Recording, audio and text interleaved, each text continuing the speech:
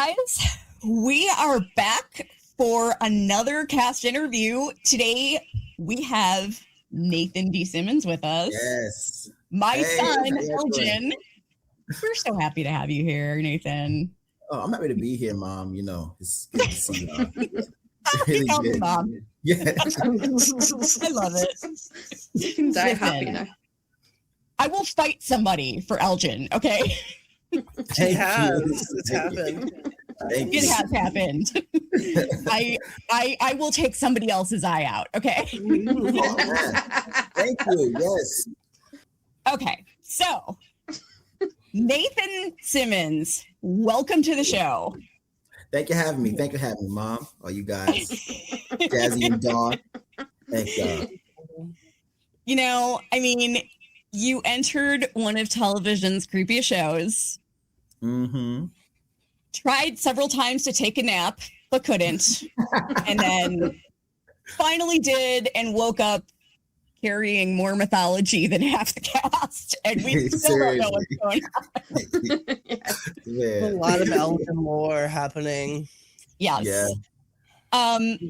Before we ask you anything else, I need to ask you, are you okay? Because Elgin is not okay. Wow. Yeah. Listen, I had a lot of long walks on the beach, you know, retrospective stares at the sky.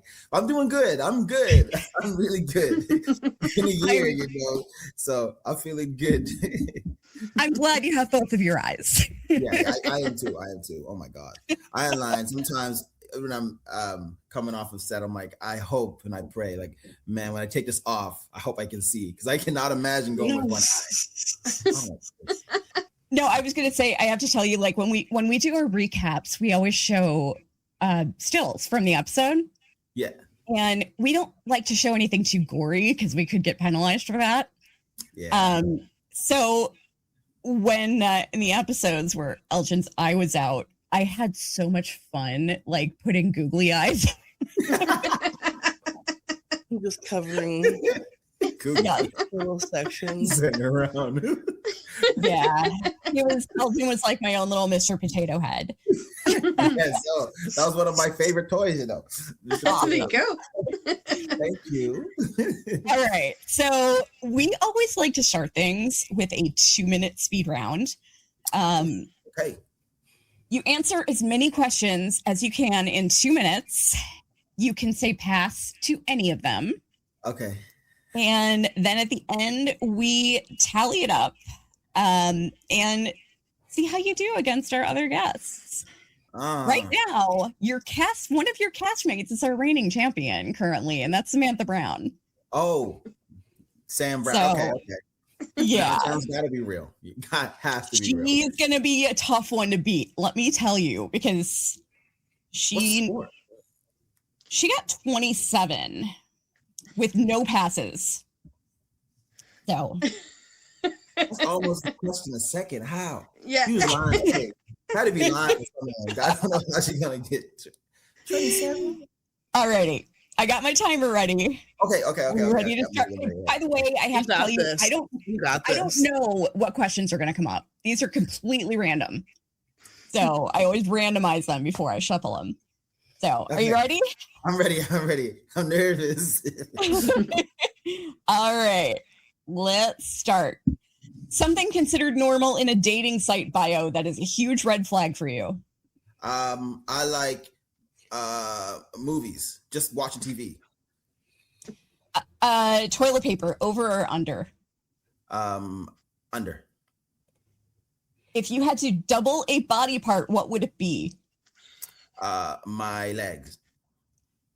What is the most unimportant thing you've ever cried about? Oh, a SpongeBob episode. Would you rather get lost in the jungle for 1 year or be trapped in an empty underground bunker alone for 6 months with food and water? Oh, underground bunker. Yes, let's go. What superpower do you wish you could possess? I want the why am I guessing? Reality bending, of course. Yes, I know this. What ridiculous or unrealistic rule would you invent for your friends to follow? You have to do whatever I say. If a Smurf starts to choke, what color will it turn? Purple. What is the smell you like that most people hate? A gourmand or vanilla, like intense. What is the strangest food combination that people eat that you don't understand? Oh my God! Now these questions are getting hard. Oh, pass. God, no, don't pass. No, stay there. Wait, hold on. Okay. You know, I get it. I got it. Like tofu and anything. If you had to share a room with a horror movie villain, who would you pick? The leprechaun. Would you rather come face to face with a mini hippo or a giant cockroach? Both are in bad moods. Oh, mini hippo. Yes, mini hippo. What is the weirdest thing you've ever seen in someone else's home? A clown doll. Time. All right. You did not beat Samantha. Way. That was like 7. There's no way. You guys didn't extend it %. There's no way. I actually just double checked it yesterday to make sure that we didn't. Yeah, you did not beat Samantha, but you're still not our lowest, so don't worry. Thank you. You are free to come back anytime. If you want to hit us up and be like, hey, I need to do that speed round again. Yeah, I'm going to. Yes. How much did I get? 10? No, not even. I got no, you got 12. 12. There you go. Yeah. Your questions were harder though than Yes, they were. Like it's random. We get them randomly, but yours were harder than a lot of the other ones I've heard. Yeah. Samantha's got like the weirdest thing you've seen in someone's house. I could come up with a lot of stuff. Yeah. Samantha got some softballs, honestly. Like, what's after A? Yeah. All right. So Jazz, why don't we start with you? We've got some great questions that we're eager for you to answer for us about Elgin and From and your journey and all kinds of stuff. Mm-hmm. All right. Yeah, so Elgin arrives in town with a bit of a bang. He awakens on the bus to realize he's been having a nightmare about the same town they're pulling up into. Do you have any further details about Elgin's dream, more than the audience knows, and can you share anything with us about it? No, I think audience does a really good job of speculating things that I can't even think of.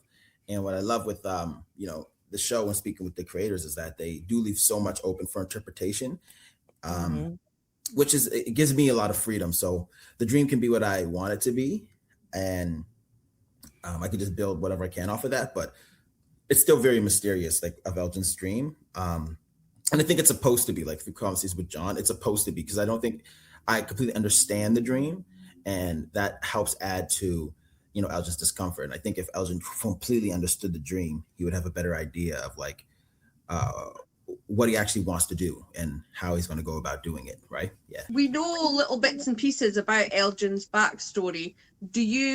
Have you fleshed it out for yourself in a bigger way, or have the writers given you more information? I think I definitely had to flesh out more. We kind of just get like the scripts every 2 weeks, and so you try to build as much character you can off of that information, and create your own like circumstances of like why like, your character wants to do things. But yeah, I kind of have like a whole development in my mind of like what is Elgin's engine, like what morals he takes from his family, and I think I personally implicated to John also, like his relationship with his grandmom I thought was really important, and I think that was kind of pushed through, and the morals that he got from his grandmom, like his faith and like how important his grandmom was to him. And I also kind of, I don't know why I'm going far. Let's go. I also kind of have like this idea of like he probably didn't have a really good relationship with his dad or his mom. Like in my mind, it's like a one-parent home, and that's why he's kind of clinging more towards his grandmom, who also, in my mind, has they know all the homework. And in my mind, his mom has like dementia, so the part of him wanting to get home so bad is that fear that his grandma was not going to remember him. And yeah, that's kind of how I played. Yeah, part of the That's backstory. amazing. Wow. Yeah. I Damn. love that. Yeah. Let me ask you, when you first got the script, your first script, how far into it, or your first couple of scripts, how far along did you think to yourself like, oh, this dude is either incredibly important or incredibly screwed? I thought he's incredibly screwed. I was like, oh my gosh, like already, like off the bat, like having the dream and like and seizures and stuff. I was like, okay, I think with this being from what I've seen from the first season, like I feel, yeah, he's gonna go in a gruesome way. You know what I mean? Yeah. And I think there's a turning point where this is not no spoilers because this is season 2. I had to go get a scan. It's like my 4th episode we were filming, and they're like, "Oh yeah, Nathan, you and Jamie, who plays Smiley, you guys are going to Toronto. We're flying you to Toronto to get a full body scan, and then flying you back." And I was like, "Oh, okay." And I kept thinking of the week, and I was like, "Wait, why? Why am I getting a full body scan?" And they're like, "Oh, something to do with the water, like you're drowning in the lake or some water or something like that." And I'm like, "Oh yeah, okay, yeah, I'm dead. I'm done." That's it. I think it was right after we did the was it? Oh no, it's either right after we did the Brundle scene in season 2, or it was like right when I got that script, and I remember I was reading that, and I was like, "Wait a second, I just read this, and then now I'm okay. Something fishy's going on here." But yeah, so that's why, yeah. But I'm happy, like so far, like it's been. I feel like I just had such an impact, you know, on the story in some sort of way, right? Like Yeah. Even though I find like in a journey, you know, if we're talking like a journey of the plot, I feel like Elgin is kind of interconnected with the story, but also he's on his own little discovery and understanding about in battle or whatever with this place, which I think is pretty fun and pretty cool. Do you like have in your head any kind of backstory for him of being like kind of connected to supernatural stuff or reincarnation, like to begin with before he entered the town? Or is this just like coming out of nowhere, like he's never experienced anything like this before? Yeah, I think for me is that he never experienced something like this and is trying to make what he can over it. Sorry, I'm doing a farce right now. It's a lot of screaming and like reverse screaming, and so my throat is so dry. But I feel like what I know I wanted to do when he first came, though, I didn't want him to be very like brooding. You know what I mean? I wanted him to have some innocence coming into this strange world, and just to see how that transforms him.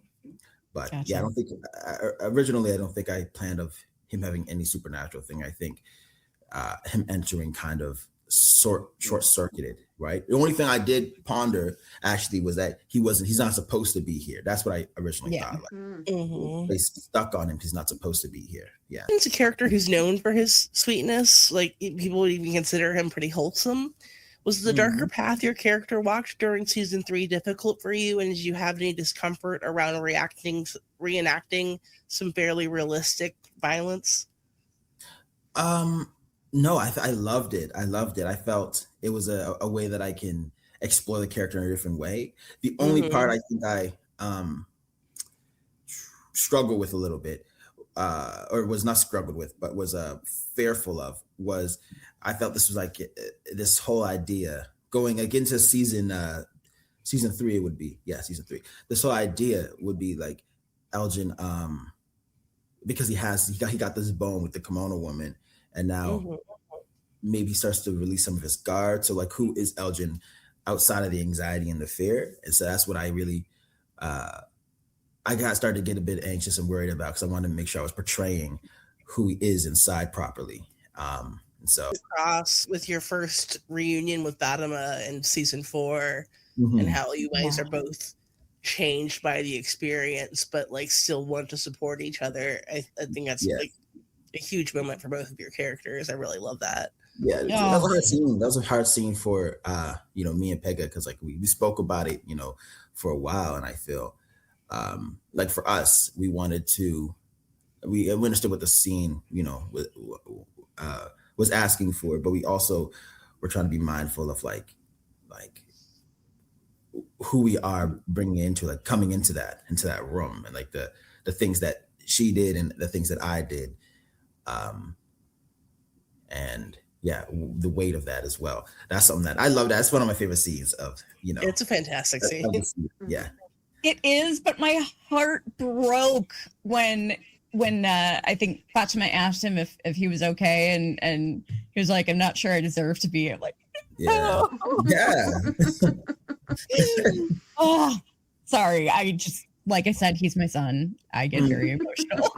I would say that's emotional. I think that was like that was a fun scene. I don't know. I'm talking because one of my favorite. Like, I think one of the great things we had was like we first got in there, and like when we first we rehearsed the lines together and stuff. But when we first hit into that colony house kitchen, like everything felt heavy. You know what I mean? Like once we're in our characters, and we knew the words, but it was just like it was hard to speak.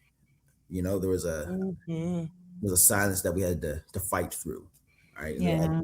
There was silence and there was tension. We had to fight through to come to the understanding of both of our hurts, and like the fact that we're both changed. Like Fatima killed somebody. You right? Like Fatima, people keep forgetting about that. Like, well, we're going to episode 5. That was a murder.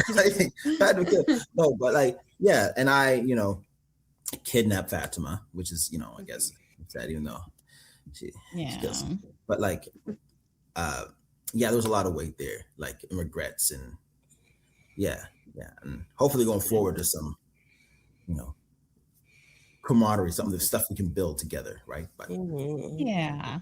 I think, you know what, I'm really pushing for, I think both Elgin and Boyd need girlfriends. Especially Boyd, because like the man just needs he needs someone in his corner. He does. Like he needs something. I don't know. Oh my gosh. I mean, he's basically got 47 kids, or 46 now, minus Jim. Yeah. So. Yeah. Seriously. Doesn't sleep. Pardon me. No. Yeah. No. Yeah.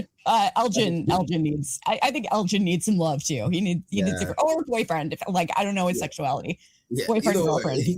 Elgin needs some comfort. That's what Elgin needs. Yes. He needs some, yes. Exactly. Hold his head. The hold his head on the chest. What do you think that the Kimono Woman saw in Elgin? Why did she pick Elgin to be that? I don't know what you would call him. Not victim, but to help her. Why would they call Kimono Woman? I don't know. I think it's because Elgin, kind of in a way, beat whatever the island. Oh my gosh, wrong TV show. Beat with the town. In a way, beat the town from what it wanted to do, using whatever clues or whatever he picked up from the dream. And I think the reaction to that, is that now the town or the Kimono Woman, whatever entity sent the Kimono Woman, sent it to Elgin to confuse, you know what I mean? And to confuse him. I think so. So that they could bring back Smiley. Because like my whole thing with that is like how it was in the script and in the filming of it, you never really see Elgin really go back to sleep. And whenever you see the Kimono Woman is during the day. You know what I mean? Like in the day, in the daylight. It's not in his dreams anymore. So it was a boy. Yeah. I'm very glad that Dawn brought up Kimono Lady, because let me tell you I have 2 favorite ships on the show.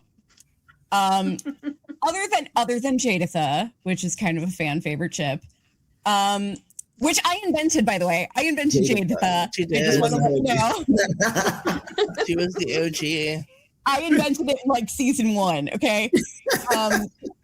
But I have 2 ships on this show besides that, and they are Golgin and Fat Boy. Elgin and the Kimono Lady. Elgin and the Kimono Lady are Golgin. We call the Kimono Lady the Gula, because it's Gula plus Dula. Yeah. Oh my gosh. So the ship is Gula Gula. Yeah. This is a Gula, so I'm gonna call her a Gula. A Gula. I'm calling it. Yes. And so, like, part of my constantly defending Elgin was that, like, that's just his girlfriend. He has really weird taste in women. Oh my god. Oh my god. And Like I then- said, Elgin needs some comfort. Yeah. And then my other ship is Fat Boy, just because I like the name, which is Fatima and Cowboy Monster, and that's how she popped up. Oh my gosh. Like Cowboy Monster. Oh my god. Please. I mean, it looks more like Cowboy. The baby looks more like Cowboy Monster than Elgin. So I mean, than Ellis. I'm gonna have to make. You know what? I'm gonna need to make a shirt for you with a heart on it that says Golgin forever, and send it to you. Golgin forever. Yes. But okay, so it's a little tough to like transition from that silliness to an actual question for you. This might be a little tough to answer, but like, do you think that Elgin is seeing the town, or is the town more seeing him? If that makes any sense whatsoever. No, like, I'm picking up your crumbs and putting them on my sandwich. I think I lean towards more the town is seeing Elgin. You know, I think Gotcha. that is, and I think Elgin is looking. I think in the dream, you know, yeah, I'm putting this together now. In the dream, maybe Elgin is like glancing at the town, looking at him, and that's why he's getting all these things. So I think that makes sense. You starred as Tybalt in a modernized stage version of Romeo and Juliet called Fat Juliet. Yeah. Did you get any advice from your fellow Romeo and Juliet alum in the cast, Perrineau? Oh my gosh. No, I didn't. I should have. No, I didn't. No, I did not. Yeah, but I should. I just like to constantly bring up that he was in Romeo and Juliet. He was. Boy in White. He's the original Boy in White. Mm. Yeah. In fact, I have that written on my Fromville board back there. Yeah. Boyd Mercutio, original Boyd. Yeah, literally. No. I really want to. We've never had him on the show, but I'd love to get him on here and ask him if he could still do those high kicks. I think he can. I think he can. He can still dance too. So yeah, I think he can. I believe it. Yeah, that was great. Yeah, Fat Juliet was incredible, man. That's a good play. I don't think we're gonna put it up again, but we did it for like 2 years. I did it before. It looks really fun. It was so that fun. I saw. Yeah.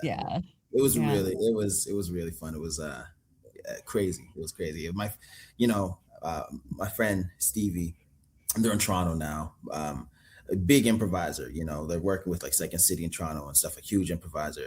Hopefully you get to hear from them, but yeah, they put it together and, you know, just went from there. I was like, wow, it's the first, like, you know, I think they started working on it when they were like fresh out of university. And so like, it just great to see this come to life and just be a part of it. It's great. I don't know. I think if someone else should bring it to life, someone out there, either on film or like on theater, because it's a good play. It is. That'd be awesome. I'd like to You see look that. like a very big theater person. Is that fair to say? Yeah. I think 'cause I went to school for theater and stuff, so it's like a deep love for me. But I got to say, I'm a bigger horror fan. I think unhealthily, like growing up, like in high school, coming to high school, like I was huge on creepypastas and all this other stuff. I used to have a creepypasta channel. Yeah, I love creepypastas. Oh my gosh, I love them. I still listen to them. Yeah, like I I read do too. horror books, man. Yeah. Wow. Yeah. Favorite creepypasta? What's my your favorite creepypasta? I think I actually made a TV show called Channel Zero. I think Oh my god, yes. yeah, No Way House or whatever it's called. No Way House. That was my favorite. Terrified me the most. Like, yeah. That's my favorite too. Yeah. It's like that. That one scares me. To this day, is like that's the only one I'm like, I don't want to hear this again. That's what inspired me to start my channel, was No End House. Really? Yeah. Oh my God, that story is, guys, whoever's listening to this or watching this, if you like scary stories, read the creepypasta, because the creepypasta is very different than the show, but check out both. This is terrifying. Oh my God, yeah, it is. Also, another one I used to listen to that scared me, and I guess it's like having my headphones just walking around, but it was the one about like kind of like what It Follows is before It Follows. It was a creature that would just walk slowly wherever you go. Yeah. That terrified. Before It Follows didn't really weigh up to it, but yeah, I was I love it. I love that. I live for like that liminal kind of horror, which From is. I mean, that's what From is. Yeah. I always say that my ultimate dream for From is that we're gonna find out at the end of it that it's a level of the back rooms. Oh my! Imagine, that's actually so true. Yeah. All right, Don. Let's go to you. I don't get me started. Like, I'm going to start over talking poor Nathan here about creepypastas in a second. Oh no, you can't. Listen, no. I was listening to them last night. It's crazy. I used to listen to them as I go to sleep. And like I think I was telling some people in my theater that I do this, and I have weird dreams sometimes. I'm like, well, stop listening to these horror stories. You know what? I've been actually considering bringing my channel back, my creepypasta channel back. Yeah. I should hit you up sometime for a story reading duet.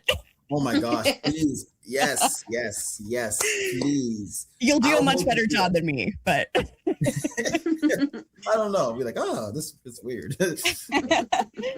All right, Dawn, let's go. I asked Samantha this. I'm going to ask everybody this.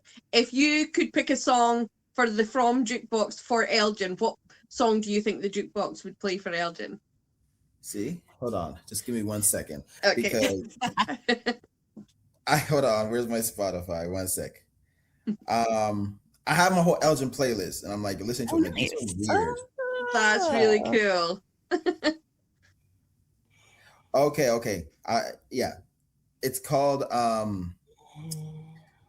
Rolling Over by Low Roar. That's, for some reason, that was the song that I felt represented Elgin. Yeah. All right, cool. Well, nice. I'll have to look it up. I listened to it the day. I was like, I don't know why I listened to why. Whenever, why? But it connected the most. It connected the most with was his arc, right? So, yeah, that's awesome. So I have another kind of very deep introspective question for you. Like, I always feel weird about asking these because it kind of puts people on the spot a little bit, but you do a lot of great acting just with your eyes alone. Like, you can kind of tell, and it's subtle, it's not overdone. Like, you're so talented at that. And I have to ask, like, when you're playing out the fear that Elgin is experiencing, are you thinking more of the monsters or what the monsters represent? I'm thinking more of like what the monsters. I think more so of like what they look like and what I imagine they want to do it to me. I think that the more tangible fear is what I see. Versus like watching your whole future there play out. Like, I'm never going to get out of this place. Yeah. My life sucks. Yeah. And season two, there was some like I was seeing some place that looked almost like it was from that vision that I had or that dream that I had. And so that was the interplay there. But right now I know season 4, it's like, it's more what I can see the tangible. Like season 4 and season 3. We kind of touched on this a little bit, but Elgin gets shipped with several of the characters on From, including Sarah, Julie, Acosta, and even the Gula. Do you think that Elgin should have a love interest, and would you want it to be an existing character or someone new?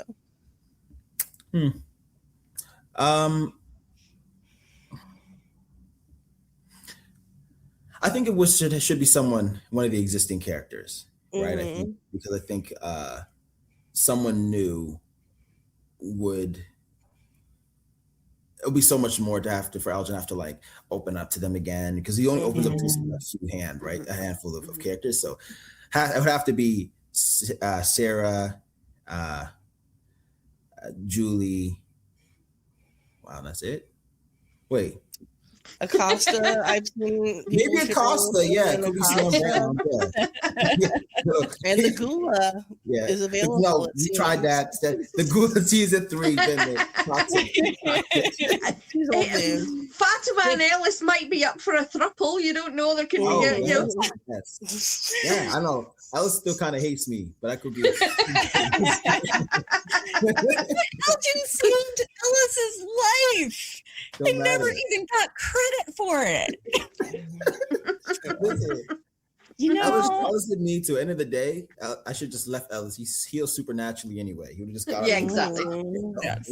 Listen, please talk to John and tell him that. Don't tell him that the Antler Queen said this. Tell him that the entire fan base in every interview you've ever done, everybody is screaming that Elgin needs to get credit for Ellis for saving Ellis' life. I'll mention. You're like, oh yeah. People are demanding. Yeah. Yes. Especially me, his mother. Yes. I'm John. My mom on Antler Queens said Elgin needs more credit for saving Ellis's life. Yeah. Yes. Yes. Exactly. Exactly. I have kind of a silly question for you. What do you think is scarier, a monster scratching at the window or hearing "we're doing one more take" at 3:47 a.m.? Oh, at 3:47, I got to listen. I'm wrong.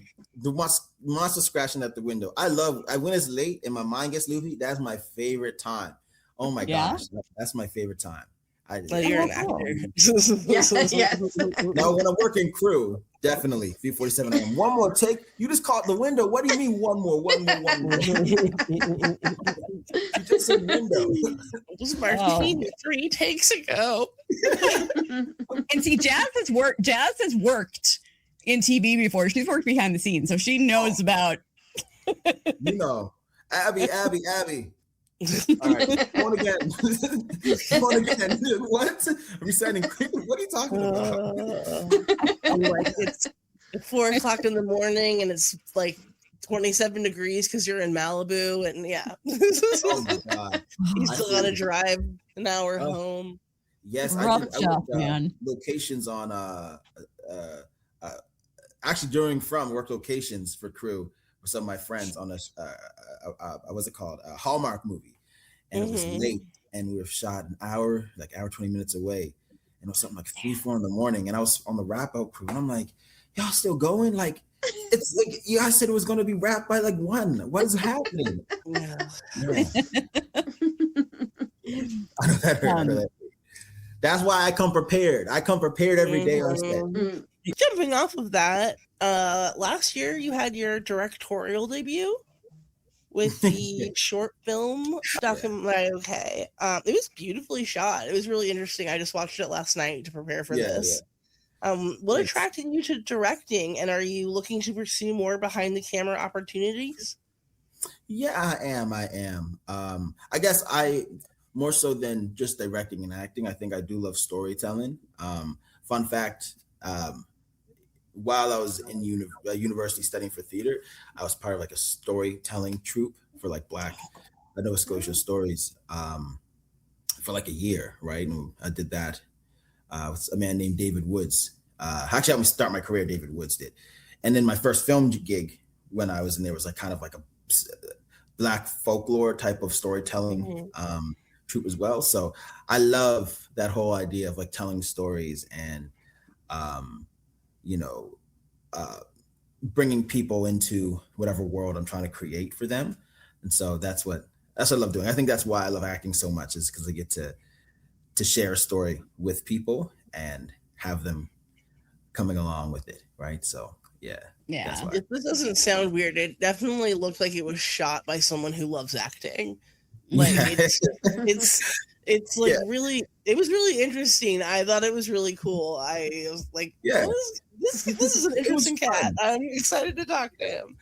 Yeah. It was like a day. I think it was a lot. Like it was my first thing I directed, so we only had like a day and a half maybe, and things went wrong as things always do. And then we're shooting at the park, and they were like, "Yeah, I got to get out of here in an hour." So it was it was a good experience in that way. But yeah, it's still great to see parts of your vision come through, and It's awesome. it's a neat film. I enjoyed watching it. Yeah, I did it for my because actually what had me do it. I do want to create more things in the future. That's true. Like I have stuff written and things, and I'm just trying to get the situations together. But my friend had a music video, and then he asks me like a week before we shoot, can you like I have a music video. I have this idea for a short film. Can we shoot it this weekend? And so we got together and we're like, all right, let's do it. So I started storyboarding and found someone to shoot it. And I was like, all right, let's go. That's awesome. Run and gun. That's it. As a creative yourself and a fan of horror, working on From, is it really hard not to want to know the full story, to want to contribute to it, does that are really tough to hold back when you're just acting and not behind the scenes? Yeah, it is. Like I think I always like to know the full story because I want to like cherry pick. Oh, okay, and in this moment I'm gonna try to do this, right? But it's fun. It's a better experience when you just have to just do what you read, and if you make a wrong mistake, try to fix it the next time you go to camera. But but I do love knowing the full story, especially with From. Like I want to know everything that's happening. Right, because I want to, in a way, I want to cater my performances to what the greater story is, but it's hard to do on a show like that, right? Yeah. Did you have any theories in the past that have come true so far? I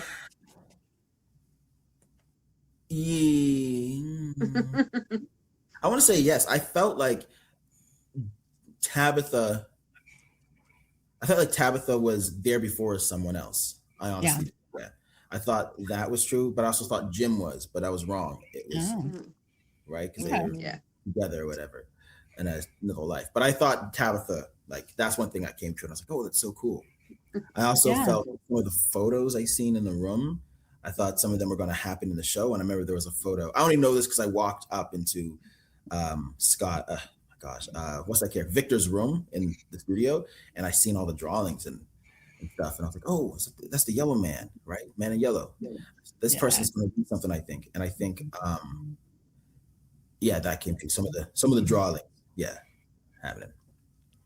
What's funny is last season I got dragged so hard by the fandom, because I was right about Tabitha and Jade being Miranda and Miranda, you're the mole. It was you. It was you. She guessed in like season 1. Yeah.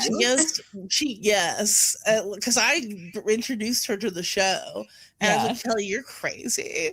Like I did not agree with her at all, and she continued that theory from like season. It was like it's when Tabitha finds the picture of Victor, when Jade finds the picture of Victor in the notebook, she was on it from that moment on. Really? And it was crazy. And like people are like accusing us of leaking, and like all kinds of stuff. And she was like, "No, I'm just lying." They were straight up tweeting to John and being like, "This person is spoiling your show." I believe it. I don't know how you picked that up. I did not see that coming. Like I knew that I'm like Tabitha, I think has to be here because how are these kids crawling up on her? Like, so Tabitha has to be. But you guessed that's crazy. You know what it was for me though, like with the picture, it was when Jade showed her the photo. Victor was so small in the picture and in the back. Like it would, anybody would have to take a moment to even realize that there was a kid back there. And Jade showed her the picture and immediately she was like, "Oh, that's Victor." And he was like, you picked up on that a lot faster than I did. And I'm like, just him calling that out, like, did it for me. I'm like, she's Miranda. Wow. And that went right over my head. I was like, oh, yeah. All right. So here's a question for you, story related. I mean, if Elgin found a guaranteed way out, but it meant that one person had to stay behind forever, would he take it? And would Nathan take it? Nathan would take it. I don't think Elgin would, though. I think he's the type of person that would want to sacrifice himself for other people. Yeah. But yeah, I would take it. I'm not staying. I don't care. I don't know none of y'all. A few weeks. Sorry. I'm sorry. Good, honest answer. I would answer the same way. I just want to squeeze one question in here really quick. So you come from like East and North Preston, right? Yeah, I do. My mom's from East Preston. My dad's from North Preston. Yeah. Okay. I did my research. Yeah. Oh, okay. I thought you were like, oh, you know some Scotians. That's crazy. Yeah. I mean, I know those places have deep Black history. Yeah, yeah. So how do you think that coming from that kind of legacy shaped you move through an industry that doesn't always know what to do with Black authenticity? Yeah. For me, I think it's a thing of like being, like me even being on a show like From, to know that like people like me or my history exists. I think trying to be as authentically, myself as I can, right? And I try to represent myself in a way that also represents the people that I come from, my ancestors. Because I mean, like, even like the community of like the Black Scotian, I don't know if I want to call it phenotype, or the maybe it's more ethnicity. I know that's like, it's so spread across Canada now and in the States, and it's not really people who I guess might have that ancestry. It's not really something that's really thought about, and it's because like the history's been so like covered, I think, in my opinion. So just be a representation of like where I come from, right? Like that's what I hope to show, right? Because it is a history, and I think hopefully one day some of the stories and the history of like that whole thing of like the Black loyalists, and they're down in America, like in the 1700s, fought for their freedom and then got screwed over again when they got here, and many of them became indentured servants, which was like slavery all over again. And then more on top of that, right? It's a lot of stuff. So I think there's beautiful stories. So I just hope that like people know, like, yeah, there's a it's a very unique, I guess, culture, right? Like coming from the East Coast of Canada, people in like, especially East Preston, North Preston, they don't sound like anything like the rest of the province, which is very, very interesting. Right. Yeah. Gotcha. Cool. Yeah. Do you guys have any really pressing questions that you want to get in before we do the debate club? Yeah. So let's do the debate so that. Yeah. Okay. So. Okay. Yeah. There we go. All right. So we're gonna switch over to our Fromily debate team, and there's a little QR code in the corner that you can click on. That will be for we're doing a fundraiser of Nathan's choice that will be announced later.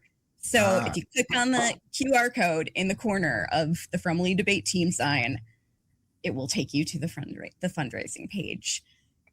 So with that said, we chose randomly to see who would, we did a little wheel spinner thing to see who would be debating you. The topic is,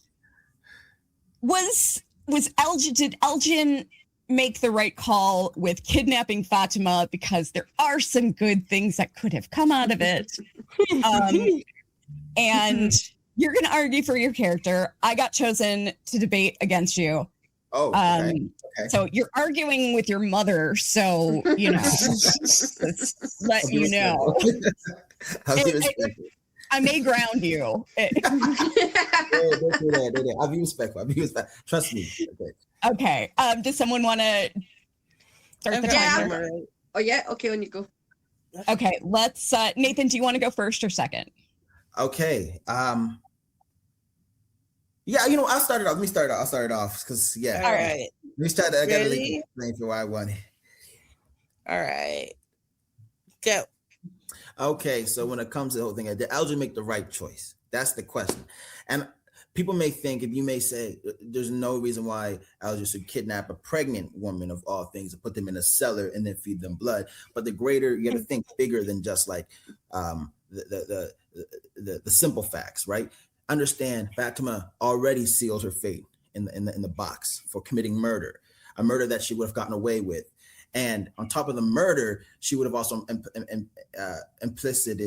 implied Ellis and Boyd for conspiracy and aiding and abetting after the fact. So Ellis coming and stealing her from the shack, putting her in the shed, also gave Boyd and Ellis amnesty for the crime. That's not the word. You know what I mean. Freed them from the crime and help keep the whole town together, because if Boyd was seen as colluding and abetting the murder of sweet little Tilly, the whole town was severed there, right? On top of that, no, whoa, that's I'm sorry. That was really well argued, though. Yes. I had not thought of some of those things. No. See, my whole argument was that, yeah, he shouldn't have done it, but if he didn't, then Smiley would have been birthed in Colony House. Yeah. That would have been a mess. That's true. That would be a whole mess. Thank you. That's All right. Jazz, you got your timer started? I'm gonna flunk this one. All right. Let me know when you're ready. You're right. I'm ready. Okay. So listen, my son can do no wrong, but I have to argue against him here. And I'm gonna ground him for challenging me. But Fatima she's terrified. She can't eat or drink anything. And this guy's not only making her drink blood, but making her drink blood from like the nastiest glass I've ever seen in my life.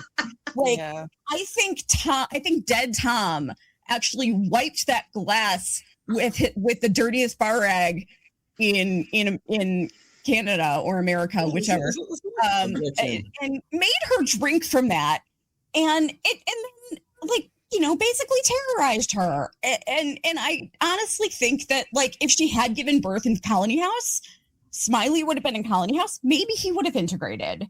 And there's hearsay in there. Put an ejection for hearsay. I can't. I'm so bad at taking this seriously. It was fun though. That was fun. Wow. But yeah, obviously you won. You know your character. Listen, before the show said, I'm putting my backpack on. I put my backpack on. That's right. I carry Elgin all the way home. Here we go. Yeah. Just one more question for you, because we have to ask this of everybody. If we get, depending on who we can get interviews with this season, is there one cast member other than Samantha, since we've already spoken with her? Oh yeah, of course. Yeah. Is there a cast member who you have a burning question that you want us to ask them? It can be hilarious. It could be serious. It could be something that will just like make them blush and want to hide their face in their hands. Yeah, I know who exactly. If you can get Ricky on, I want to know why Ricky is hiding that beautiful singing voice from the world. Okay. Yes. That is like, he is the voice, like a Disney kid Broadway star. Like, incredible. Oh, I don't need to know that. Yes, share it. Share that voice, Ricky. How come you're hiding your voice, Ricky? Why are you hiding your voice from everybody? See, I'm a singer, so I need to like get over there when you guys are filming and challenge y'all to a karaoke contest. Oh yeah. Pega's the right. star. That's the karaoke queen. Yeah, she's a kid. Well, we know you have to go. Thank you so much for being. You've been super generous with Yeah, your this time. was wonderful. Yeah. Oh man, this is great. This Yeah. is great. Y'all are lovely, so I don't mind. It's gonna Thank you. cut And, my warm up by like 15, but it's fine. Yeah. And I'm definitely gonna have to get you a Golgin Forever shirt for sure. Please, I wear that. Please do. I'm being serious. I love a Golgin Forever shirt. That would be amazing. I will absolutely hook that up for you. All right. Well, we will let you go. We know you got your farce to get back to. Yeah, my fire shirt. Yes, which is super cool. But thank you so much for joining us. We loved having you here. It's a pleasure, and you are welcome back on our show anytime. Thank you so much. Yes, and I hope I can come back. Y'all are lovely. Yeah, I love this. Oh, thank you. Thank you. Thank you so much. All right. Take care. I'll talk to you later. I'll see you later. Bye.